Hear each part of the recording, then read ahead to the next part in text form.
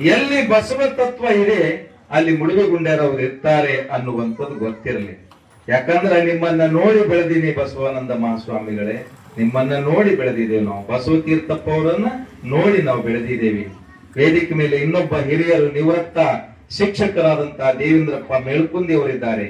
ಜ್ಯೋತಿರ್ಲಿಂಗ ಸ್ವಾಮಿ ಅವರು ಈ ತಾಯಿಯ ಬಗ್ಗೆ ಕವನವನ್ನ ಹೇಳುವುದರ ಮುಖಾಂತರ ಒಂದು ಒಳ್ಳೆಯ ಕಾವ್ಯವನ್ನ ಕೊಟ್ಟಿದ್ದಾರೆ. ಅವರಿಗೆ ಜೋರಾಗಿ ಚಪ್ಪಾಳೆಯನ್ನ ತಟ್ಟೆ. ಎಲ್ಲಕ್ಕೂ ಮುಖ್ಯವಾಗಿ ಸರಳ ಜೀವನ.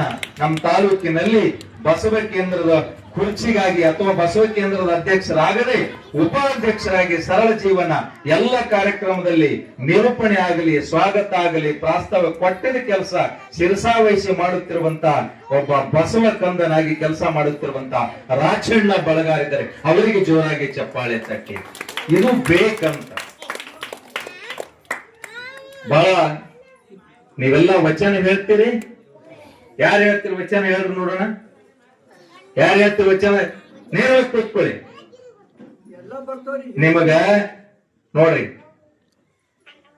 ಬಹಳ ಈಗ ಹೇಳ್ತಿ ಸುಮ್ಮನೆ ನಿಂದಿರ್ತ ನಾವು ಹೇಳ್ಬೇಕು ವಚನ.